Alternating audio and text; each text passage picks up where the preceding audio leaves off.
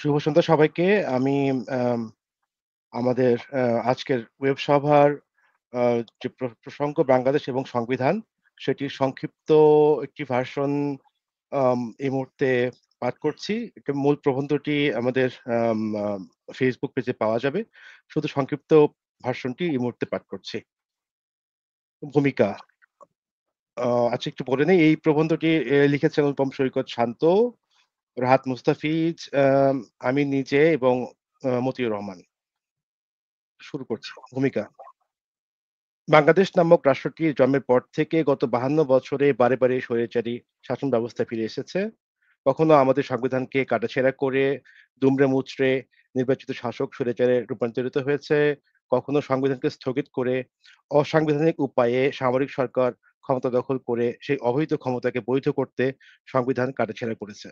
আমাদের রাষ্ট্রীয় প্রতিষ্ঠানগুলো যে গণতান্ত্রিক এবং জনবান্ধব করা যায়নি, রাজনৈতিক এবং সামাজিক জীবনে ন্যূনতম গণতান্ত্রিক সংস্কৃতি যে গড়ে ওঠেনি, তথা স্বাধীনতার ৫৩ বছরেও যে আমাদের দেশটিকে গণতান্ত্রিক এবং মানবিক রাষ্ট্র হিসেবে দাঁড় করানো সম্ভব হয়নি, তার মূলে কি রয়েছে সেই ৭২ সালে লিখিত এবং ১৭ বার সংশোধিত বাংলাদেশের সংবিধান?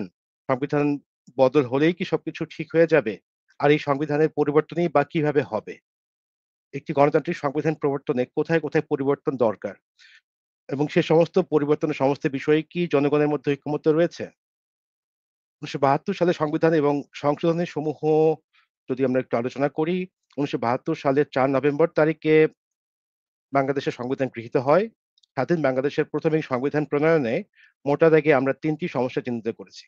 প্রথমত ১৯৭০ সালের নির্বাচনের জাতীয় এবং প্রাদেশিক পরিষদের নির্বাচিত ৪৬৯ জনের মধ্যে ৪০৩ জন সদস্য নিয়ে গণপরিষদ গঠিত হয়। এই ৪০৩ জনের মধ্যে ৪০০ জন ছিলেন আওয়ামী লীগের, ১ জন ন্যাপের এবং ২ জন ছিলেন নির্দলীয়। ৩৪ সদস্য বিশিষ্ট যে খসড়া সংবিধান প্রণয়ন কমিটি গঠিত হয়, সেখানে ন্যাপের ১ জন বাদে সবাই ছিলেন আওয়ামী লীগের সদস্য। কোন রকম আদিবাসী প্রতিনিধিহীন এই কমিটিতে একমাত্র নারী সদস্য ছিলেন ১ জন এবং হিন্দু প্রতিনিধি ছিলেন ২ জন। বিভিন্ন রাজনৈতিক দলের প্রতিনিধিত্ব এবং বিভিন্ন জাতি, লিঙ্গ এবং শ্রেণী-পেশার মানুষের অন্তর্ভুক্তি নিশ্চিত করতে ব্যর্থ ছিল এই গণপরিষদ এবং সংবিধান কমিটি। দ্বিতীয়ত ১৯৭০ সালের নির্বাচনে পাকিস্তানের শাসনতন্ত্র রচনার লক্ষ্যে বিজয়ী হওয়া পরিষদ সদস্যদের স্বাধীন বাংলাদেশের সংবিধান প্রণয়নের এখতিয়ার বা নৈতিক বৈধতা নিয়েই সে সময়ে বিভিন্ন রাজনৈতিক দল থেকে প্রশ্ন উঠেছিল। স্বাধীন বাংলাদেশে নতুন করে নির্বাচনের মাধ্যমে গণপরিষদ গঠন করার দাবি উঠেছিল। তৃতীয়ত সংবিধান প্রণয়নের যে প্রক্রিয়াটি ছিল সেটিও ছিল ভীষণভাবে অগণতান্ত্রিক। গণপরিষদ সদস্য সদস্যপদ বাতিল আদেশ আইনের যে গণপরিষদ সদস্যদের আইনের মাধ্যমে গণপরিষদ সদস্যদের দলীয় দাসে পরিণত করা হয়। জনগণের মতামত গ্রহণ, গণবিতর্ক আয়োজন, জনমত যাচাই প্রভৃতির তেমন কোনো উদ্যোগ নেওয়া হয়নি। তো গৃহীত হওয়ার পর থেকে এ পর্যন্ত বাংলাদেশের সংবিধান মোট ১৭ বার সংশোধিত হয়েছে। অনেকবারই কেবলমাত্র নিরঙ্কুশ সংখ্যাগরিষ্ঠতার জোরে সংবিধানের মূলনীতি এবং মৌলিক কাঠামো বিরোধী সংশোধনী গৃহীত হয়েছে। এরপরে আমরা যে বিষয়টি আলোচনা করতে চাই সেটা হচ্ছে সংবিধানের বাতিল, সংশোধন এবং পুনর্লিখন বিতর্ক। আজকে গণঅভ্যুত্থানের আকাঙ্ক্ষার একটি গণতান্ত্রিক বাংলাদেশ গড়ার ক্ষেত্রে রাষ্ট্রের বিভিন্ন ক্ষেত্রে সংস্কার আলোচনা হচ্ছে। তার কেন্দ্রে রয়েছে এই সংবিধান। কিন্তু প্রশ্ন হচ্ছে সংবিধানের প্রয়োজনীয় পরিবর্তন কোন পথে হবে? বাতিল, সংশোধন নাকি পুনর্লিখন? সংবিধান বাতিল। গণঅভ্যুত্থানে একটি ফ্যাসিবাদী সরকারকে উৎখাতের সাথে, সাথে ফ্যাসিবাদের সবচেয়ে বড় সহায়ক অবলম্বন ছিল যে বাংলাদেশের সংবিধান, সেটাকে সম্পূর্ণ বাতিল করে একটি নতুন সংবিধান লিখনের দাবিকে খুব যৌক্তিক মনে হতে পারে। কিন্তু প্রায়োগিক দিক থেকে এটি কেবল দুরূহই নয়, এই প্রচেষ্টা দেশকে একটি সংঘাতময় পরিস্থিতির দিকেও নিয়ে যেতে পারে। গণঅভ্যুত্থানে ছাত্র জনতার যে ঐক্য ঘটেছে, তা প্রধানত ফ্যাসিবাদী নিপীড়নমূলক সরকারের নির্বিচার গুলির বিরুদ্ধে এবং ফ্যাসিবাদী শাসন কাঠামোর বিরুদ্ধে। বর্তমান সংবিধানকে বাতিল করে সম্পূর্ণ নতুন করে একটি সংবিধান প্রণয়ন করতে গেলে এমন অসংখ্য বিষয় চলে আসতে পারে যেখানে এখনো জনগণের মাঝে ন্যূনতম ঐক্য গড়ে ওঠেনি। দ্বিতীয়ত সংবিধান সংশোধন। বর্তমান সংবিধানের দেখানো পথেই আইনসভার ২/৩ সদস্যের ভোটে সংবিধানের গণবিরোধী বিধান সংস্কার বা সংশোধন করা সম্ভব। এক্ষেত্রে সবচেয়ে বড় সমস্যা বর্তমান সংবিধানের ৭ এর খ অনুচ্ছেদ। এর ফলে সংবিধানের মৌলিক বিধানাবলীর অগণতান্ত্রিক এবং ফ্যাসিবাদী ধারাগুলোর সংস্কার চাইলে এই সংবিধানকে বহাল রেখে বা বাতিল না করে তা সম্ভব নয়। তবে আদালতের রায়ে পঞ্চদশ সংশোধনীকে অসাংবিধানিক হিসেবে ঘোষণা এলে এবং অনুচ্ছেদ ৭ এর খ বিলুপ্ত করার পরে মৌলিক বিধানাবলীরও প্রয়োজনীয় সংশোধন করা সম্ভব হতে পারে।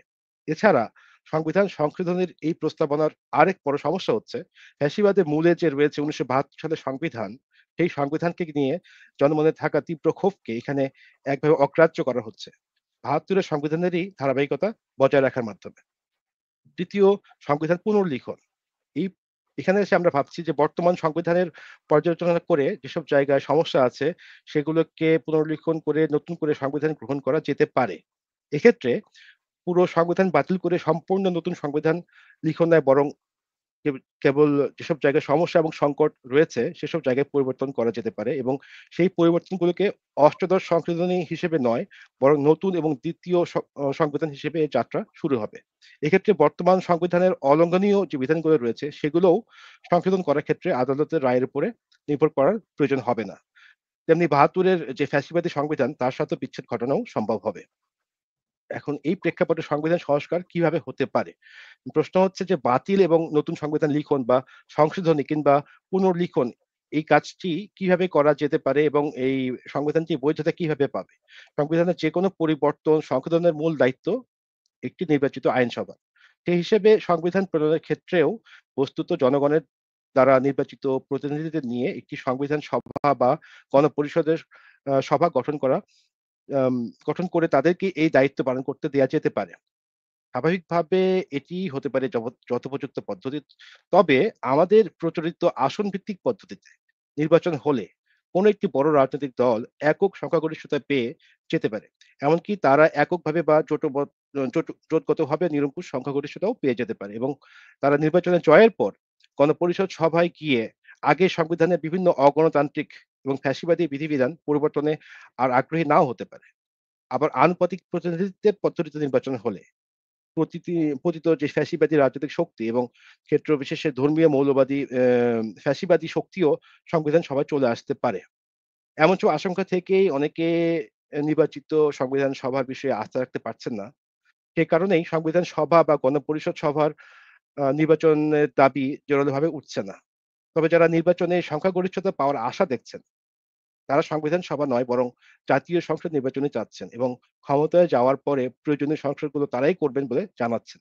এর বিপরীতে নির্বাচিত সংবিধান সভাকে পাশ কাটানোর বেশ কিছু আলোচনা বা প্রস্তাবনাও আমরা দেখতে পাচ্ছি। কেউ বলছেন যে সংবিধান কমিশন বিভিন্ন শ্রেণী পেশার এবং দলমতের মানুষের সাথে আলাপ আলোচনার ভিত্তিতে সংবিধান লিখে বা পুনর্লিখন করে গণভোটের মাধ্যমে সেই সংবিধানের বৈধতা দেয়া হবে। কোনো একটি বিশেষ অনুচ্ছেদের বিষয়ে জনগণের হ্যাঁ বা না ভোটের আশ্রয় নেওয়া যেতে পারে। কিন্তু ১.৫ বা ২০০ অনুচ্ছেদের আস্ত সংবিধান নিয়েই গণভোট আয়োজন এটা এক অবাস্তব এবং অকার্যকর পরিকল্পনা হতে পারে। কোন একজন ব্যক্তির সংবিধানের কয়েকটি অনুচ্ছেদ নিয়ে আপত্তি থাকতে পারে এবং বাকি অনুচ্ছেদগুলোতে পক্ষে অবস্থান থাকতে পারে। সেক্ষেত্রে তিনি হ্যাঁ নাকি না কোন ভোট দেবেন। আবার যেকোনো রাজনৈতিক শক্তির ভয়ে আবার যেসব রাজনৈতিক শক্তির ভয়ে সংবিধান সভাকে পাশ কাটাতে গণভোটের আয়োজন করার প্রস্তাব এসেছে, তারা কি এই গণভোটে কম সক্রিয় থাকবে? সবচেয়ে বড় কথা গণভোটে যদি না জয়যুক্ত হয়, সেক্ষেত্রে কি হবে? সংবিধান সভা প্রক্রিয়াই তখন সংকটের মধ্যে পড়ে যাওয়ার সম্ভাবনা তৈরি হতে পারে। আরেকটি মত দেখা যাচ্ছে যে গণপরিষদ সভা করা হবে ছাত্র জনতার সমস্ত স্তরের প্রতিনিধিদের নিয়ে, সেখানে সমস্ত রাজনৈতিক দলগুলোরও অংশগ্রহণ বা প্রতিনিধিত্ব থাকবে। তো এমন অনির্বাচিত গণপরিষদে আলাপ আলোচনা, তর্ক-বিতর্কের মধ্য দিয়ে ঐক্যমত্যের ভিত্তিতে নতুন সংবিধানটি সংশোধিত বা পুনর্লিখিত বা নতুন করে লিখিত হবে। এভাবে কোনো দল বিশেষের প্রতিনিধির সংখ্যাধিক্যের বদলে বরং নানা দল, মত, পথের মানুষের অংশগ্রহণ নিশ্চিত করা সম্ভব হবে। কিন্তু দলগুলোর প্রতিনিধিদের বাইরে বিভিন্ন শ্রেণী পেশার প্রতিনিধিদের কিভাবে বাছাই করা হবে? আর সকলের মাঝে ঐক্যমত্যে পৌঁছানো সেটা সহজ হবে বা কিভাবে সম্ভব হবে? ঐক্যমত্যে পৌঁছাতে না পারলে সিদ্ধান্ত কিভাবে নেয়া হবে? তার থেকে বড় প্রশ্ন জনগণের ভোটে নির্বাচিত না হলে এরকম গণপরিষদ সভার কি সংবিধান প্রণয়ন করার বা বলবৎকরণের বৈধতা থাকবে? সর্বশেষে আরেকটি প্রস্তাব দিয়েছেন অন্তর্বর্তীকালীন সরকার এবং সংবিধান কমিশনের একজন সদস্য। তিনি জানিয়েছেন, নতুন সংবিধান বর্তমান সরকারই কার্যকর করবে। আদৌ কি নির্বাহী বিভাগের সেই এখতিয়ার আছে? এভাবে এখন যদি একটি সংবিধানকে বৈধতা দেওয়াও হয়, ভবিষ্যতে উচ্চ আদালতে তার বৈধতা নিয়ে যে প্রশ্ন উঠবে না, সে নিশ্চয়তাও কি আছে? এই প্রশ্নগুলো থেকে যাচ্ছে। এখন এই বর্তমান সংবিধানের যে সমস্যা এবং সংকট আছে, সে বিষয়ে একটু কথা বলছি এই ওয়েবিনারে। আমাদের মূল প্রবন্ধে সংবিধানের বিভিন্ন অনুচ্ছেদ ধরে সমস্যা এবং সংকট এর জায়গাগুলো আমরা বিস্তারিত তুলে ধরার চেষ্টা করেছি।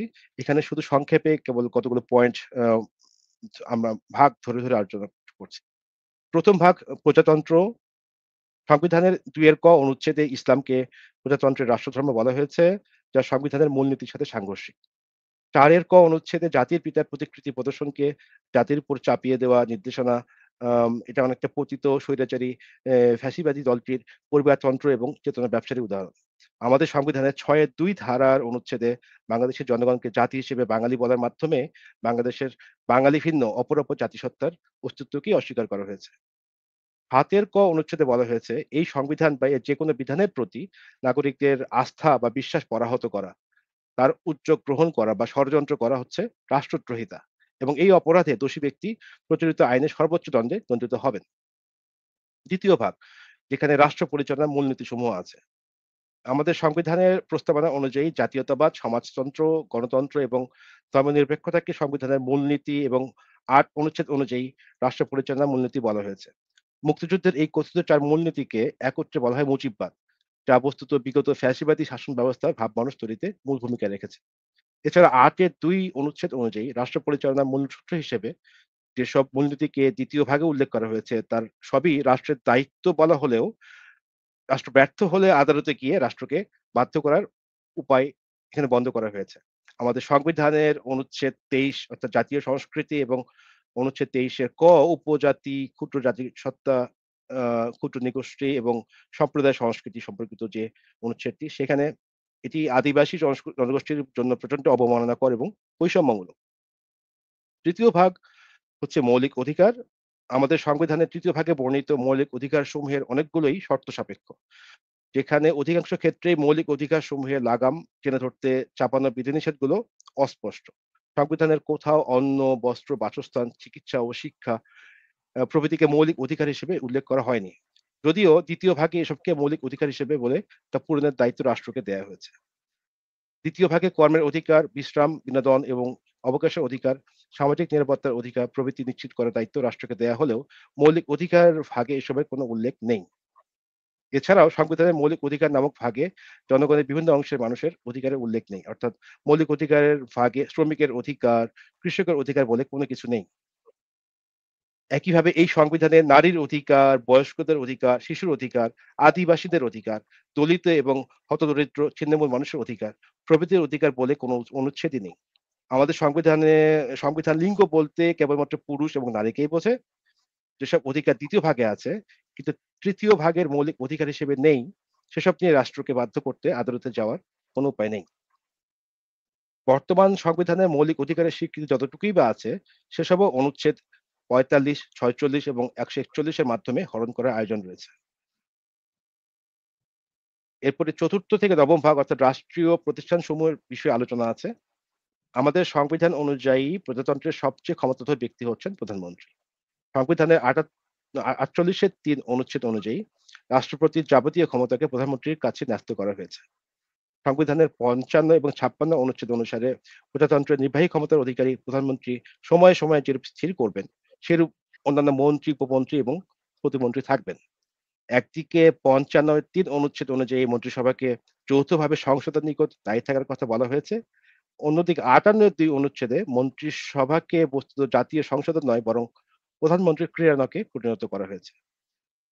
৫৭ অনুচ্ছেদ স্বাভাবিক পন্থায় একই জাতীয় সংসদের অধীনে প্রধানমন্ত্রী পরিবর্তনের উপায় রাখা হয়নি। এভাবেই প্রধানমন্ত্রীকে মন্ত্রিসভা, রাষ্ট্রপতি, আইনসভার উপরে এবং রাষ্ট্রপতির মাধ্যমে সকল রাষ্ট্রীয় প্রতিষ্ঠানসমূহের উপরে অপার ক্ষমতা প্রদান করা হয়েছে। এবং কোনোভাবে যদি প্রধানমন্ত্রী সংসদের নিরঙ্কুশ সংখ্যাগরিষ্ঠতা মানে ২/৩ সংখ্যাগরিষ্ঠতা পেয়ে নির্বাচিত হয়ে যান, তাহলে আমাদের সংবিধান অনুযায়ী সবচেয়ে বড় স্বৈরশাসকের চাইতেও বেশি ক্ষমতার অধিকারী হয়ে যান প্রধানমন্ত্রী। তো আমাদের সংসদীয় গণতন্ত্রের সবচেয়ে বড় দুর্বলতা হচ্ছে আমরা সংসদকে জনগণের প্রতিনিধি রূপে সার্বভৌম ক্ষমতার অধিকারী হিসেবে গড়ে তুলতে পারিনি।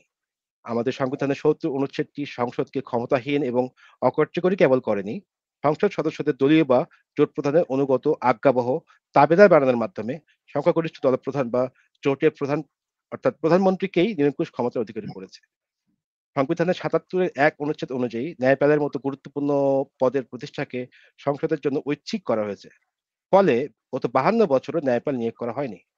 সংবিধানের ৯৫ অনুচ্ছেদ অনুযায়ী প্রধান বিচারপতি এবং উচ্চ আদালতের অন্যান্য বিচারক নিয়োগ, ১১৫ এবং ১১৬ অনুচ্ছেদ অনুযায়ী অধস্তন আদালতের ম্যাজিস্ট্রেটদের নিয়োগ এবং নিয়ন্ত্রণের উপরে রাষ্ট্রপতির হাতে নিয়ন্ত্রণের দায়িত্ব রাষ্ট্রপতির হাতে ন্যস্ত করার মাধ্যমে এই ক্ষমতা বাস্তবিক পক্ষে প্রধানমন্ত্রী তথা নির্বাহী বিভাগের হাতে তুলে দেওয়া হয়েছে। নির্বাচন কমিশন গঠনের ক্ষেত্রে ১১৮ অনুচ্ছেদ নির্বাচন কমিশনার নিয়োগে রাষ্ট্রপতির মাধ্যমে প্রধানমন্ত্রীর প্রভাব রাখার ব্যবস্থা করা হয়েছে। ১২৬ অনুচ্ছেদ এ নির্বাচনকালীন সময়ে নির্বাচন কমিশনকে নির্বাহী বিভাগের সহায়তায় চলা প্রতিষ্ঠানে পরিণত করা হয়েছে। তো আইন শৃঙ্খলা বাহিনী, গণপ্রশাসন আ সরি জনপ্রশাসন, দুর্নীতি দমন কমিশন ইত্যাদির মতো গুরুত্বপূর্ণ যে রাষ্ট্রীয় প্রতিষ্ঠানগুলো রয়েছে সেসব বিষয়ে সংবিধানে কোন কিছু উল্লেখ করা হয়নি। আ আমি এখন উপসংহারে চলে যাচ্ছি।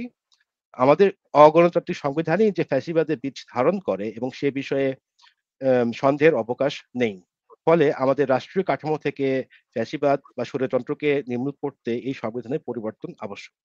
১৯৭২ সালে সংবিধান প্রণয়নের ক্ষেত্রে যে ভুলগুলো করা হয়েছিল, যে অগণতান্ত্রিক এবং স্বৈরতান্ত্রিক উপায় অবলম্বন করা হয়েছিল, সেসবের পুনরাবৃত্তি একেবারেই কাম্য নয়। তাই সংবিধান প্রণয়নের জন্য কোন রকম তড়িঘড়ি না করে ব্যাপক অংশের মানুষের অংশগ্রহণের মাধ্যমে বিভিন্ন জাতি, ধর্ম, লিঙ্গের প্রতিনিধিদের অন্তর্ভুক্তি নিশ্চিত করার মাধ্যমে এবং সর্বস্তরে ব্যাপক আলাপ আলোচনা এবং তর্ক বিতর্ককে উৎসাহিত করে এবং পাথেয় করেই নতুন সংবিধান প্রণয়নের জন্য উদ্যোগ নেয়া জরুরি। ধন্যবাদ।